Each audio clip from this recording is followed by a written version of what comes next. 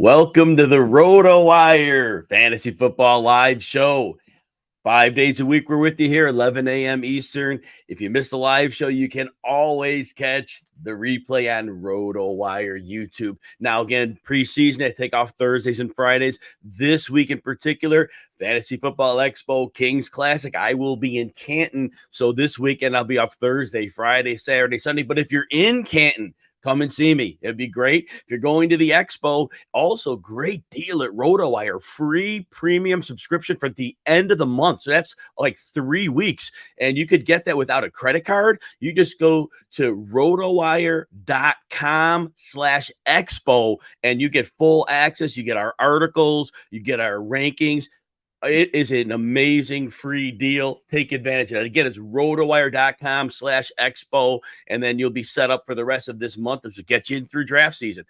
Of course, if you've been liking the show, please consider hitting that like and subscribe button. It tells the bosses you value the show and helps me a little bit. And also, if you could give me a follow on socials at Jim Coventry NFL. On Twitter, I do post 5 player threads a week. Put up a Damian Pierce one this morning. Just give you some thoughts about different players. And make sure you're staying tuned to the end of the show. Anthony Servino from RotoWire, Gambling.com, and the FF Faceoff will be here to talk about running backs that we need to be thinking about in 2023 drafts. Now, today we're going to have some good news to cover that always has potential fantasy football impact. We'll start out with Buffalo Bills news, and I'm not going to get too deep about this. And but because Anthony Servino is going to talk about this player, but I want to preface it now. Welcome in, Tom. So in the Buffalo backfield, James Cook's been seeing most of the first team reps. Meanwhile, Damian Harris and Latavius Murray appear to be battling for that number 2 role. Now, Cook's 190 pounds, so he probably is not going to see those 20 carry games. But if you're going to tell me it's going to be 10 to 15 carries a week and then receiving work, yeah. And so he has potential as a receiving back, early down work, going outside the top 70 picks. And I've been getting shares of him lately.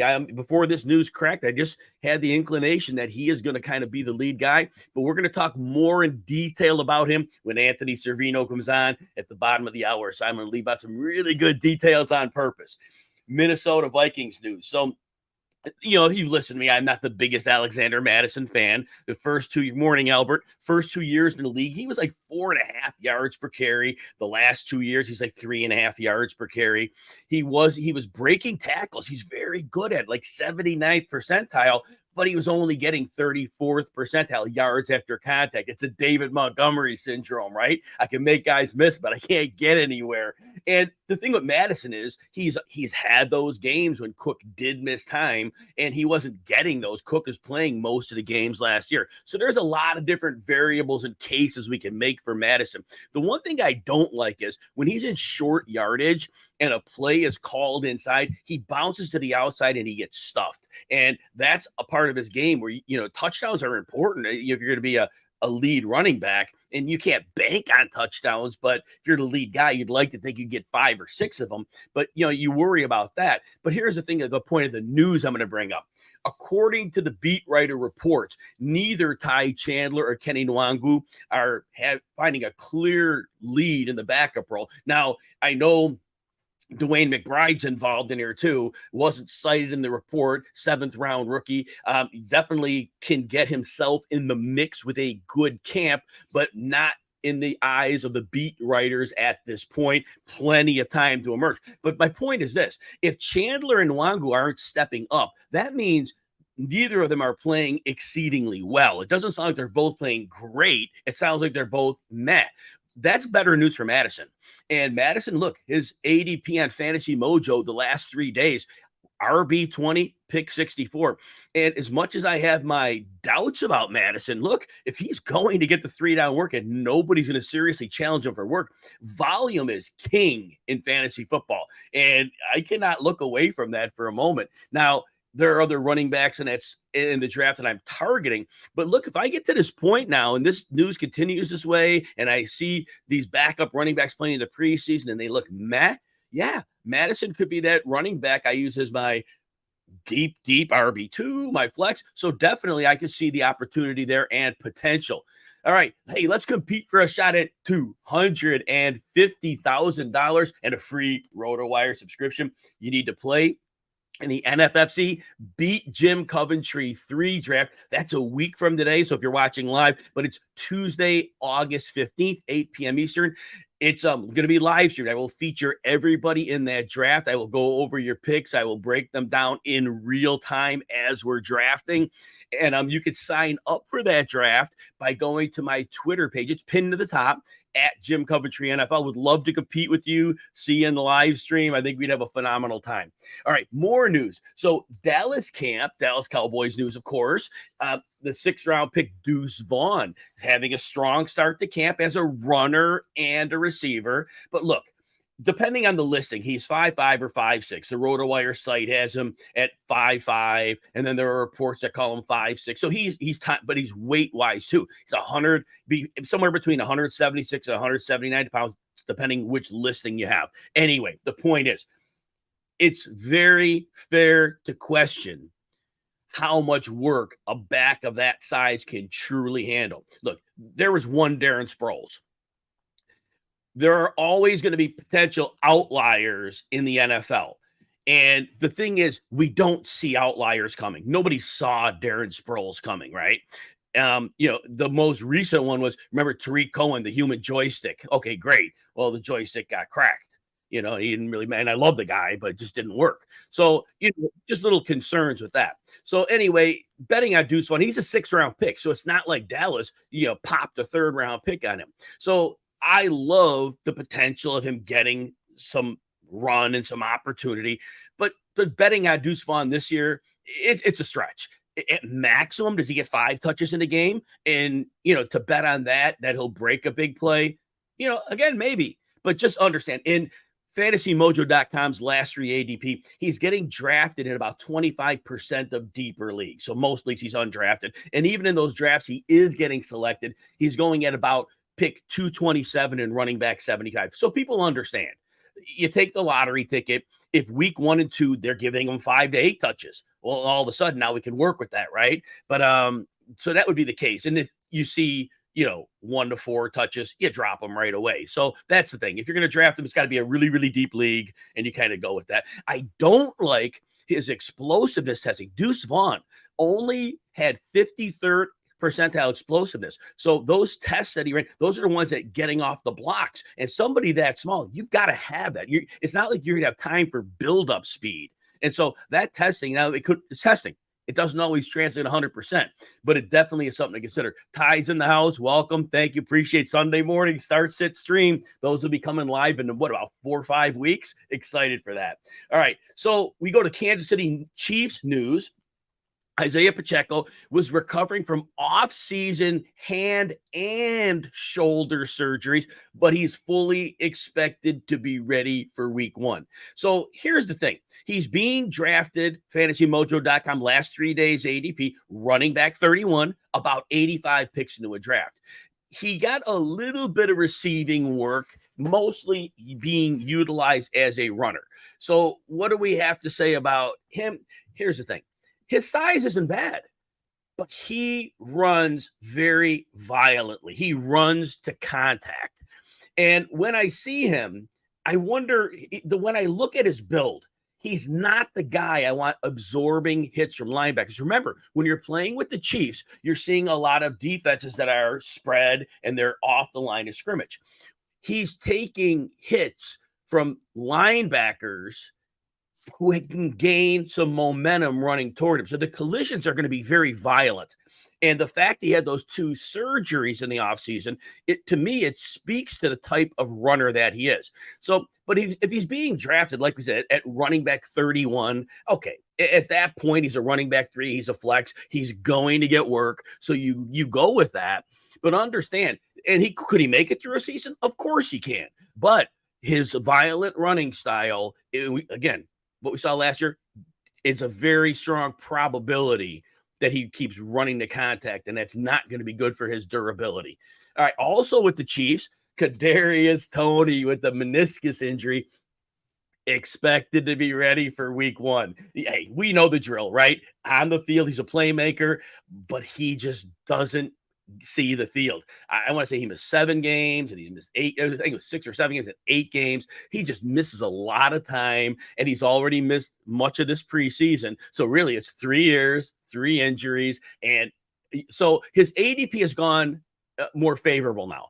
He's now like pick 100. There were drafts when he was going in the 70s before the meniscus injury because the buzz got really high on him. But that said, wide receiver 46, and you know the drill. He is the ultimate boom bust type of guy. So that's what you're going to have to look at with Kadarius Toney. You have to be willing to be ready for the bust because he's not going to be on the field. But if he's there, I do think even on moderate touches, he will put up good fantasy points for you. All right, Tampa Bay Buccaneers news. Kyle Trask showing improvement since OTAs. Training camp, he's been doing well. And I guess in OTAs, Mayfield had a sizable edge in the competition. Now, this is per Jenna Lane of ESPN, very good beat reporter. And but she says that Trask had been more consistent than he was. He's more aggressive, and he's closing the gap on Baker Mayfield. Now, I still believe that Mayfield will be the guy when the season starts. But this report indicates maybe there's going to be some preseason game usage that allows us to see what they have, and the team may make a decision from there. So that said, keep an open mind. And if you're in a quarterback super flex league or start 2 and you need that third quarterback and you're 30 quarterbacks in, I've been drafting Mayfield as a bottom of the barrel quarterback because he has Evans, he has Godwin. Line isn't great, but there are people now in the deeper leagues, they're going to draft Trask as well because, hey, a starting quarterback in a super flex league is a starting quarterback that needs a roster spot because the supply is 32. If you're in a 12-team league, not everybody can have 3. I keep telling everybody I'm a commissioner of many leagues, but this 12-team league that just really gets rough to schedule that draft. We got people all over the U.S. time zones, families, kids, and getting a date is like nearly impossible. RotoWire saved the day. They came out with a scheduler. So if you go to rotowire.com/scheduler, you can use that tool and you can get people coordinated for your draft. And that would be the way to go. And I mentioned earlier in the show, I know a lot of you are going to the Expo in Canton this weekend, but you could get free RotoWire access for the rest of August. You go to rotowire.com/expo. No credit card needed. Amazing deal there. You'll be able to see our rankings, our articles. I'm putting up 3-4 articles a week these days. It's been fun. But anyway, definitely take advantage of that. One more piece of news I'd like to cover. It's from the New England Patriots news. So second-year receiver Tyquan Thornton. Now, he had missed quite a bit of the preseason, undisclosed injury. Not good news for, second-year player. But on Sunday, and I know we're a couple days back here, he saw extensive practice reps. And so this encouraging now that he's on the field.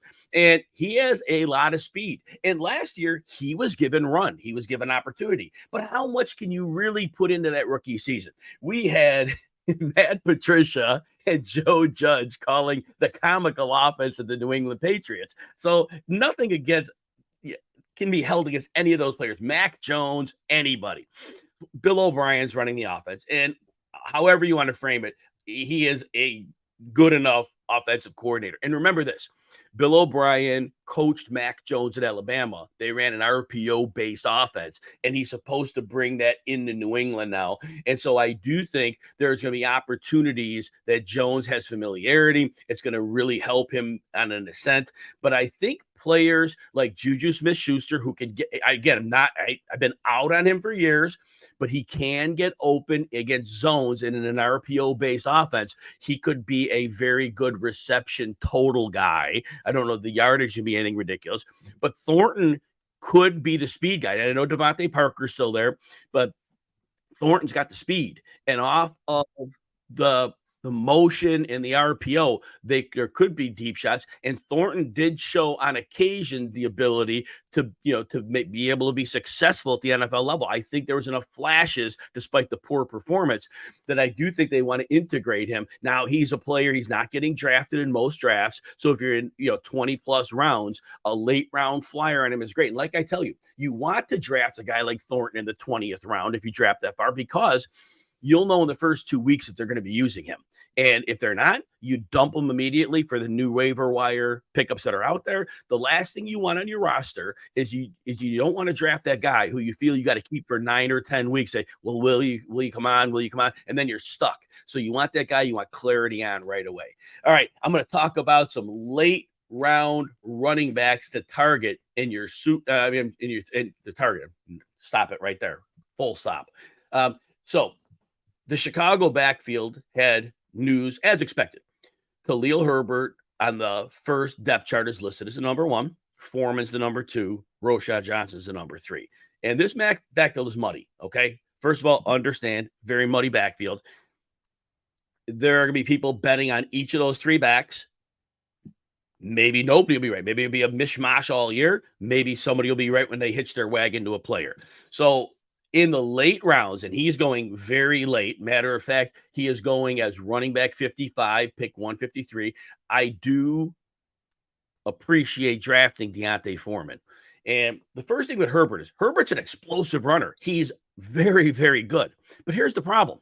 Last year with the Bears, David Montgomery was on the team. When Montgomery missed time, Herbert proved he can play at this level. Very, very good running back. But then when Montgomery came back, Montgomery was the lead back and Herbert was the secondary back. Now, the team saw how good Herbert was. But when we look at how coaches and organizations handle players, you have to come to a realization. Why was Montgomery on the field? My guess is that the team doesn't want to overuse Herbert. They want to keep his explosiveness fresh because they had every chance to push. They knew Montgomery was walking. They already knew that. They could have given Herbert more run. Now, some people might say, use up the running back on a contract and keep your new guy fresh. There's that line of thought. But I don't think that was the case. I really do think that they thought Herbert needed to have his reps managed. And if that's the case, then they want a grinder back for the lead role. And to me, D'Onta Foreman has proven he has well recovered from that Achilles injury he suffered years ago. Remember, 2 years ago, 2021, he was on the Titans. Derrick Henry breaks his foot. He comes in the second half of the season and he plays extremely well. Then last year, he was on the Panthers. Christian McCaffrey gets traded. It was the first serious workload that Foreman's had in his career, 203 carries. He goes for a career high, 4.5 yards per carry. Now, the Panthers are building an offensive line, and it's decent, but it's not strong. And yet, Foreman was still playing well. Now, he's not a tackle breaker. He only broke tackles on 25th percentile rate. But remember, the dude is 235 pounds. But here's the thing. After contact, he was 76th percentile. So he is a very good running back who can make his own breaks. And the Bears, as a run blocking offensive line, were near the top of the league. Now, their pass protection was bad. We know they were roundly and rightfully criticized for that. They couldn't pass block. But when you look at that Bears line, so Braxton Jones, left tackle, draft pick for the Bears last year, as a rookie, he played better than expected. And there's a good chance he makes a jump. And then they spent the 10th pick of this year's draft on Darnell. Maybe it was the 9th pick. I can never remember 9th or 10th. Darnell Wright. They draft him to be their right tackle. And with the draft capital invested, you never know what'll happen, but you should be able to expect, decent play. The interior, Tevin Jenkins, who they drafted as a tackle a few years ago, he's a good guard. And they're happy with him there. And he's a very good run blocker. And then they bring in Nate Davis in free agency. And so the line, Foreman's going to be behind a good line here. And so is Herbert. I don't want to miss that. And I'll quickly touch on the Roschon. You heard me say this before. But when the Bears drafted Roschon Johnson, this is when you talk those players to the moon. You talk them up. And in the first interviews with the Bears brass, what do they talk about Roschon Johnson? Oh, he's an incredible leader. All right, good. Beautiful. What's the second thing they said? Wonderful special teams player. At the end of the interview on the way out, what's the last thing they said? Oh, he can pass block a bit. All right. If that's what the organization had to say about him, they drafted him to be a culture setter. because they just told us that.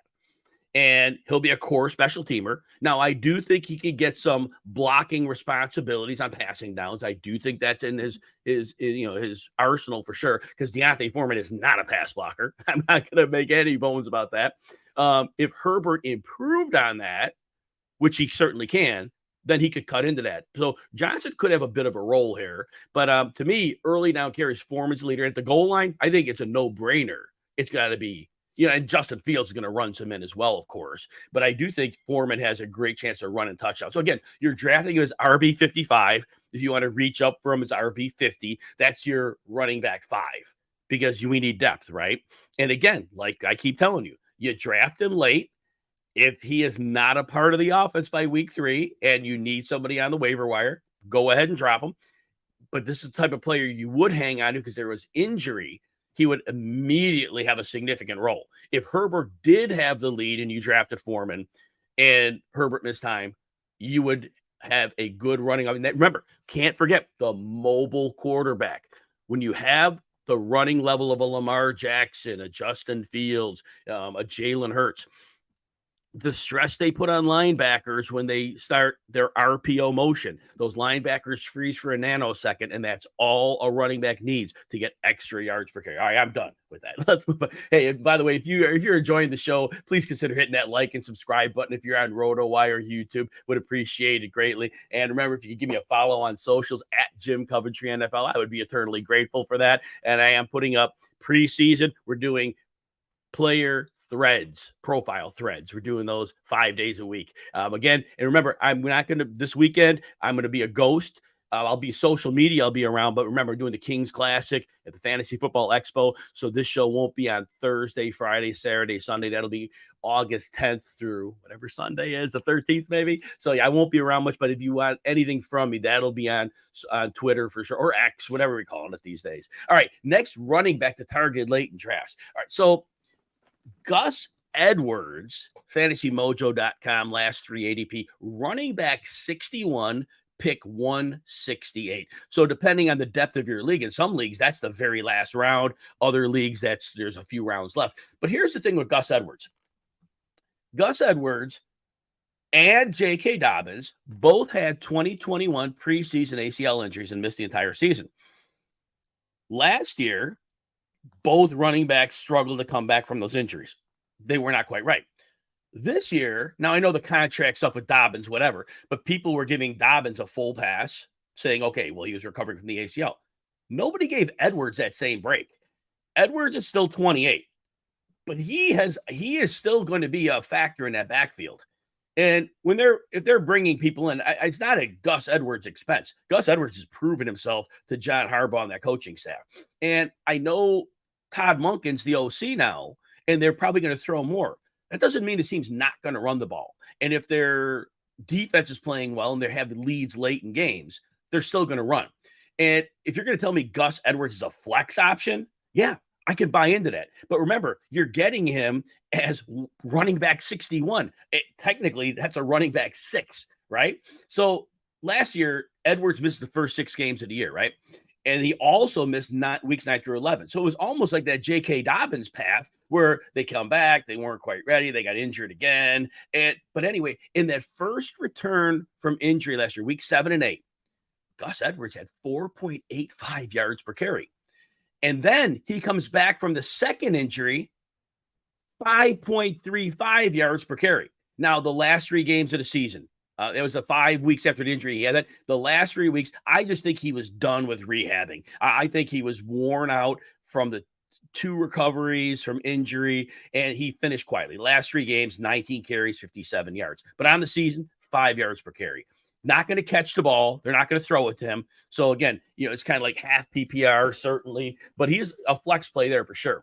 And his numbers, 71st percentile broken tackle rate and 80th percentile yards after contact, a year removed from ACL. And again, should J.K. Dobbins have contract strife? Should Dobbins miss time? And we know he's missed time. Gus Edwards is going to have a meaningful role in that offense. Very clear path to work. So again, he is somebody you'd like to consider late in your drafts. This weekend, Fantasy Football Expo, Canton, Ohio. Everyone can come to that. I don't know if you can make it there, but if you can, it'd be awesome to see you. But if you want to get tickets for that, you go to thefantasyfootballexpo.com. RotoWire is going to have a booth there. When I'm not at the panel discussions, I will be at the booth. I'll be back and forth between them, but I'll have a sign when I'm away. But on Friday night, I know there's supposed to be a table at one of the parties that are outdoors at the Hall of Fame area. And anyway, make sure you come by, see me. And remember that RotoWire code, free premium subscription through the end of the month, through August. You go to rotowire.com/expo. You can get our articles, our rankings. It is a great free opportunity. Definitely take advantage of that. And, also if you're on the RotoWire site, I've been writing articles. I have a whole series, ADP battles. I take players that are like very close in ADP, and then I give the plus side for them, the downside for them, and the bottom line. And then at the end, it's like I compare the three as to which would be the best value in drafts. But you definitely want to consider taking a look at that if you take that free access to the RotoWire site by going to rotowire.com/expo, EXPO. All right, one last player before we bring in Anthony Servino at the bottom of the hour. Chase Edmonds. I was so upset on Sunday. Jenna Lane talked about her earlier. The ESPN reporter for the Bucs comes out with a report that Chase Edmonds is gonna, he's in line to be the third down back. And I'm like, oh crap! I mean, I've been in a Chase Edmonds as the last pick in every draft, but I think people are gonna still be shy away from him. Randy, welcome and thank you for that nice comment. So as we look at Chase Edmonds, here's what I want you to understand. He played 4 years in Arizona. He's a very, very good receiving back.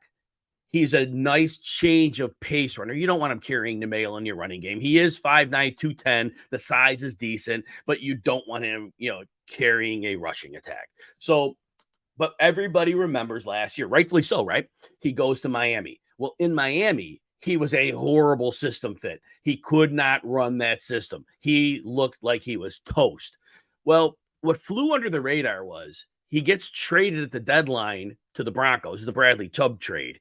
And maybe Edmonds was a throw-in, maybe not. But when Edmonds went there, now we know he had a high ankle sprain, but at the end of the season, he played just like the Chase Edmonds that we saw in Arizona.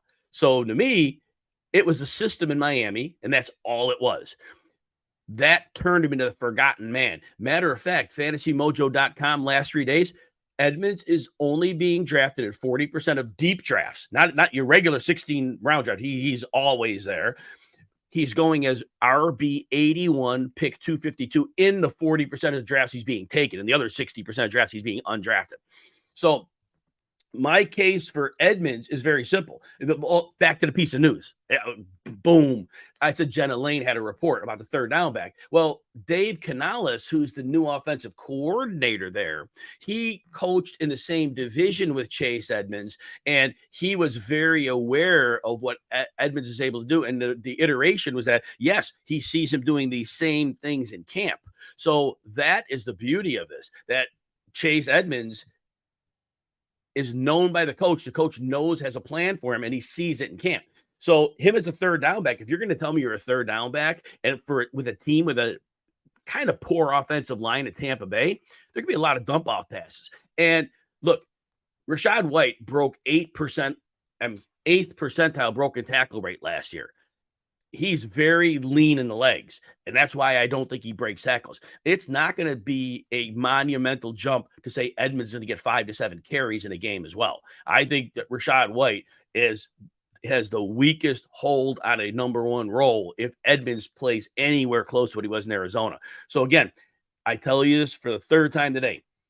If you're looking at Chase Edmonds, he's the type of player, if you see through 3 weeks, he doesn't have a role, great. You cut him, you go to the waiver wire, you move on. It wasn't even a wasted pick because you expect those late round picks, to be problematic. But if he hits from day one, you have yourself a moneymaker, and that is all we are looking at here. But when we go back, I want to make a couple other points about Chase Edmonds. So Denver, it was only 26 carries, all right? Very limited samples. But again, he was coming off a high ankle, fine. But he had 4.8 yards per carry, 2 runs of over 20 yards. And as a receiver, he caught 16 for $157 and a touchdown, just short of 10 yards per reception. So he is a guy who can play. And in his Arizona days, he was between 4.6 and 5.1 yards per carry, despite their bad line. 68th percentile broken tackle rate, so a very solid runner.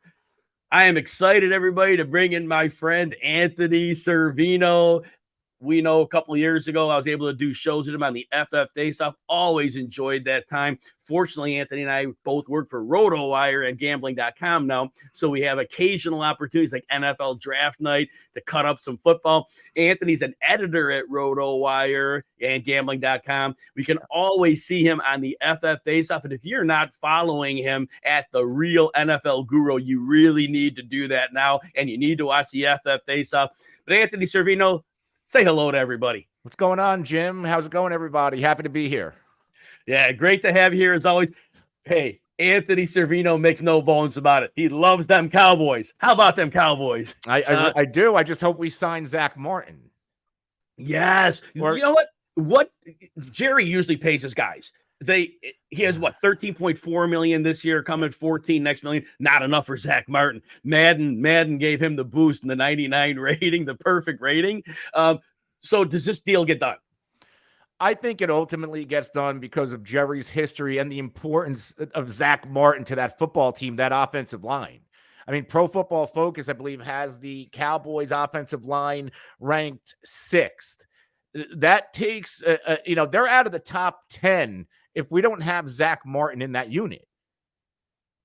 100%. And you're right. Jerry's history is getting done. And look, the Cowboys want to think every year's a Super Bowl window. They are really in a Super Bowl window right now. And Zach Martin is a major piece of that. So I agree with you, Anthony Servino. Even if it's on the eve of the, regular season, if he's out there, he's fine. They're fine. Also, but let's stick with the Cowboys. So we're going to talk about some running backs that fantasy managers need to be strongly considering. And FantasyMojo.com in the last 3 days has Tony Pollard as the RB6 and pick 17. Anthony, tell us why you like Tony Pollard at that ADP this year. I have Pollard somewhere in my top 5. His ceiling, I believe he can finish as the overall RB1, and I'm assuming they don't bring back Ezekiel Elliott. Now, Elliott does have a market. Cowboys are probably one of those teams. In fact, there are even players in the locker room who want Zeke back. He is, Dak might be the leader, but Zeke was the heartbeat of that team, especially on offense. So there is a role for Zeke. But if we look what Tony Pollard did last year, the RB8 in fantasy points per game, and that is in a season where he split a lot of reps with Ezekiel Elliott, and Zeke scored 12 touchdowns. Now, no Zeke, Ronald Jones, who knows what's going on with him? He's all banged up. He's suspended. I believe they have Rico Dowdle listed number 2 ahead of Malik Davis. This is Pollard's backfield. He looks healthy. He has a lot of pop. If he is the guy, if he is the bona fide RB1 in Dallas, I can see him having an Austin Eckler type season where he's putting up monster numbers and scoring 18 to 20 touchdowns. I don't think that's being crazy in this Dallas offense. And if he gets that additional opportunity, drafting him as the RB6 in the FFPC, he's a league winner. He could potentially be a tournament winner. So, Anthony, the chicken and egg question comes next. Is it better for Pollard to have what I call an innings eater like a Zeke Elliott to take some of those hard inside carries? Because we know that Pollard is 209, and on the surface, 209 sounds good, but he's 6 foot tall. So the BMI, it's a little low. Is this one thing? The more carries he gets inside the tackles, the more his explosiveness can be sapped. Do you think he's better off with a backup that's going to get significant carries, or do you think he's better off having the full load? From a fantasy football point of view, short-term fantasy football point of view, if you're all in on this season, you don't want Zeke back there. But from a NFL point of view, I don't know. I'm not exactly sold on Tony Pollard, the short yardage runner. There's a reason why Zeke got all of those snaps last year and converted those short yardage opportunities and goal line opportunities, because he's even losing a step, one of the better short yardage backs in the NFL. I don't know if Pollard has proven that to us yet, that he can handle that workload. So yes, from a NFL point of view, from a Super Bowl odds point of view, I think Zeke helps Dallas. But from a fantasy point of view, Pollard will benefit, from his overall finish at the end of the year without Zeke.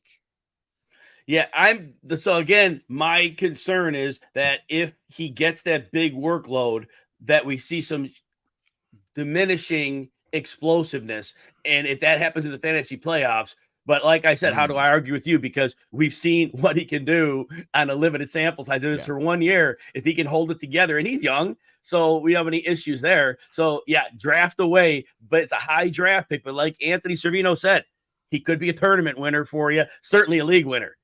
Anthony Servino. Before we move on, Pollard, one more note that he's on the franchise tag. Dallas could ultimately say, we're going to run this guy into the ground and go draft the best back in the NFL draft next year. And Pollard would win in that scenario because if he puts in a lights out season, he's either playing for a big contract or a second tag. A second tag is usually decent money, but he definitely would be playing for a bigger contract. Absolutely. All right, next player we're going to talk about. We had a little news at the beginning of the show, Anthony, and I told everybody we'd wait for you to break the player down, but we're going to talk about James Cook, and the news that came out was that in camp, Cook is getting most of those starter reps. Damian Harris and Latavius Murray are pretty much just battling for the number 2 role, and that is music to anyone's ears who's an investor in James Cook. And Cook's ADP is extremely palatable, and in the last couple of weeks, I just find myself collecting shares of him. He's currently, again, last 3 days, RB26, and he's the 72nd pick in drafts. Tell us why you like James Cook this year. Yeah, Cook is somebody I'm seeing flying up draft boards. And I'm looking at the FFPC ADP that they have on Player Profiler. That's just what I have up in front of me. And it was 84.6. Now you're saying he's going in the 70s. If you're in FFPC drafts, you're going to have to reach for Cook ahead of his ADP. This is a player who's super efficient. Now, he didn't get a lot of run last year, but he was the 3rd best running back in yards per touch, 2nd best running back in true yards per carry, number 1 back in breakaway run rate. And he's not only like explosive, he can also run in between the tackles. I see this Buffalo Bills offense running the football more. And the reason why is we've heard it all offseason. They don't want Josh Allen taking all of these unnecessary hits. The reason why I'm buying into the narrative is they brought in Latavius Murray and Damian Harris, who are going to absorb some of those hits. Instead of having Allen sneak the ball, they're going to give it to these short yardage grinders. So all the signs are telling me we're going to see a different Buffalo offense. Now, obviously, you're not going to limit Josh Allen and his rushing ability, but I don't think we're going to see him take off just as much. Buffalo's offensive line, they brought in Connor McGovern.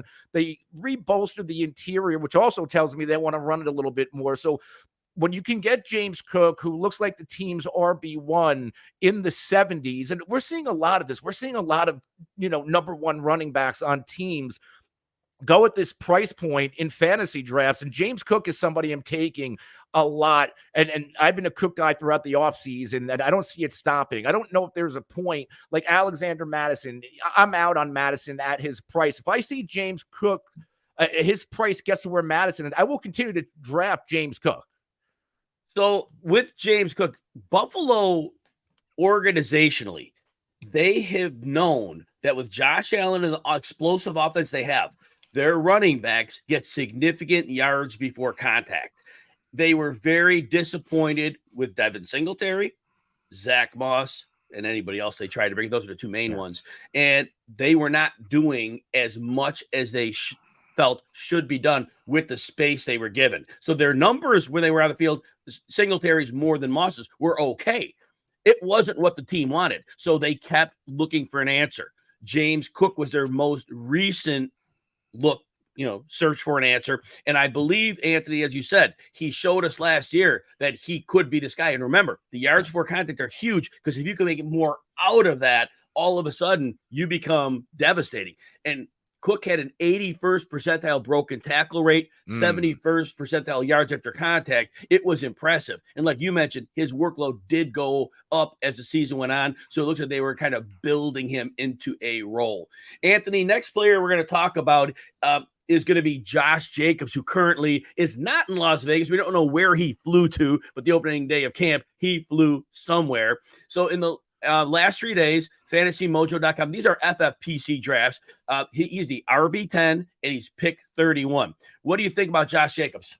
The recent nugget that I saw on Josh Jacobs, and I believe this comes from Pro Football Talk and Mike Florio, is that there is a chance where if they can't sign Jacobs to a long-term deal or trade him, they will rescind the franchise tag to save about $10 million, making him a free agent. Florio also notes 2 teams in their division, the Chiefs and the Broncos, would have interest in that scenario because he would be a free agent. Josh Jacobs, I don't see this as the guy sitting out. I don't see Jonathan Taylor sitting out as their ADP becomes better, because people don't want to draft these guys. Like, they're going to sit out. They're not going to play. I don't think it makes sense for a running back at this point in time to sit out. They don't have any leverage. So I do see guys like Jacobs and Jonathan Taylor on a team somewhere. This Raiders team, Brady's now a minority owner. I think they see the writing on the wall. Like, this AFC conference is outstanding. The AFC West is outstanding. The practice reports on Jimmy Garoppolo are far from outstanding. They're very erratic. Like, this could be an opportunity for the Raiders to clear their books, move off of Jacobs. Maybe they move off of Devontae Adams somehow at the trade deadline, and then you draft your quarterback of the future and start new, whether that's with or without Josh McDaniels. I can't tell you that, but I do see that in the realm of possibility for the Raiders, which means Josh Jacobs could be in a better situation by week 1. And there's still a lot of time. Like, we're August 8th. I think the season kicks off September 7th. We're a good 4 weeks away, and that's a lot of time in NFL days for a guy like Jacobs to go sign with the team and get comfortable and be good to go.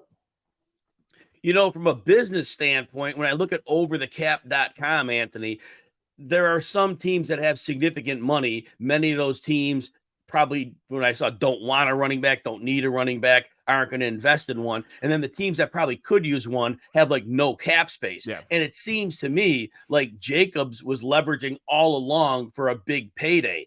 And with most teams having allocated their caps, having done their restructures already, not that they can't be done now, but it's not absolutely normal to do restructures like once we're into the teeth of training camp. So I just see a potentially messy situation in terms of landing spot. And then the other thing was Jacobs had a career year last year. He believed he was playing for a contract when the Raiders did not pick up his 5th-year option. And after averaging 3.95 yards per carry in 2020 and 2021, he goes up to 4.9 to career year, the heavy touches, the broken tackle rate, 98th percentile. So he had a career year. So we've got this whole balance of, does he end up somewhere? Was it a career year? How hard is he training now because he's away from the team? He had expected to, the trade is probably not even an option or getting released. So I just complicated, but I always had this fear of paying for a career year, and RB10 is still a high freight. Do you have any apprehension there? I mean, compared to what we saw, last year, career year, that is his ceiling. Now, it was also a different situation with Josh McDaniels and the whole scenario of how he was used compared to how he was used in the past. So I do think Josh Jacobs, maybe this is the real Josh Jacobs compared to what we've seen earlier in his career, because earlier in his career, Jacobs did flash. I mean, he was a top 15 running back for the first 3 years of his career before popping. So maybe this is the real Josh Jacobs when he's getting that extensive workload. It's just a matter of where is he going to get it from? So let's move on to Dalvin Cook and close out our 4 running backs we should be thinking about. Now, Dalvin Cook, the last 3-day ADP is running back 30 and pick 83. The last we heard about a week ago was that he was in Jets camp. Obviously not a player. He wasn't on their team, but he was watching practices. It looked like there were positive reports. Nothing's gone on. He's still without a team. What are your thoughts on Dalvin Cook? I don't see the Jets happening, right? After all of that Jets hype, he goes on that long visit, and we're hearing all the media hype, and he ends up leaving without a contract. I think this is a scenario where the Jets were trying to sell Dalvin Cook on, hey, you would be a luxury addition for us. we're trying to go chase a Super Bowl. Come give us a discount. You play with Aaron Rodgers and let's go chase glory. And Dalvin Cook still believes he should be paid as one of the top running backs. The guy's had at least, 1,400 scrimmage yards in 3 or 4 straight seasons. So he's still effective. His efficiency went down a little bit last year, but still a very effective running back. So I think Dalvin Cook is just waiting for the right situation to happen. And what is the right situation for a guy who wants to get paid? And, you don't wish injury, but Dalvin Cook gets the most leverage if a team starting running back goes down. So he doesn't have to be in a rush to sign. So if he lands somewhere, I was concerned with the decline last year. Believe it or not, now Minnesota had offensive line injuries. They were still a good run blocking unit across the board all season. And yet he had a career low 4.4 yards per carry. I don't care about that. I care about the second part, though. He was still good at breaking tackles, 64th percentile. But after contact, he was only 49th percentile. So he's now a below average after contact runner. And that was his bread and butter. And you just add another year onto it. And we know you don't get better with age for the most part. Back in the day, Curtis Martin, and a lot of people are like, who? But with the Jets, remember, he had like a 30-something-year-old. New England. In New England, he had this great comeback season. Anyway, neither here nor there. I am worried about a declining player. And right now, paying pick 83, running back 30, would you take that gamble, Anthony? Absolutely. Contrary to Josh Jacobs, who we're still paying second, third round ADP for, you can get Dalvin Cook at a big value. And yes, he's on a little bit of a decline. But I look at those numbers last year, the total yards, the double-digit touchdowns. You can get that in an 8th round price point. I think that could potentially be a league winner depending on his landing spot. And we're framing this when we're saying running back 30, that's a flex play. And that's a substitute for injury for your RB2. So, and depending how you approach your draft, if you're waiting to dip into the pool at that point, the running backs you're going to get don't have the floor that Cook has. Doubt they have the ceiling. So Anthony's making a case, which makes sense to me, that once you're into that running back 30-ish range, yeah, it's not a bad idea. We don't know what his contract situation will be. The guess is he'll end up somewhere, so it would be worth taking a shot on him. He's going around Isiah Pacheco, and I give me Dalvin Cook all day long over Pacheco, even over an AJ Dillon. Yes, who hasn't lived up to his expectations, and this offense, barring a magical year out of Jordan Love, is probably going to be bad. 100%. And Cook, even declining, if he gets the work, there will be some numbers there. Anthony, tell everybody what you have going on so that everybody can follow you and keep up with your work. Outside of doing work with you here at RotoWire, I'm an SEO editor on the back end for gambling group RotoWire, and also all of my live and podcast content over at fffaceoff.com. Follow me on Twitter at The Real NFL Guru, and happy to be here, Jim. I love doing this with you. Yeah, absolutely. Anthony, how frequently are you doing the FF Face-Off? Because it's a show that people need to know how often you're doing the show. We're going to be pushing up to 5 times a week during the season, but right now 3 to 4. Yeah, so definitely you want to make sure you're following that. And if Anthony didn't say it, you're following him at The Real NFL Guru. Make sure you're doing that. Anthony, like you said, love working with you. I'm so happy you were able to come on the show. We're definitely going to continue to do this. Absolutely. Appreciate you talking football with me. Thank you to everyone out there for joining us today. Make sure you join us again on Wednesday. Remember, this weekend, Thursday and Friday, we're always up, but Saturday and Sunday, going to be at the Expo and the Kings Classic, so we'll be out then. Tomorrow, we're going to have friend and great fantasy analyst Britt Flynn with us. Have a great day, everybody.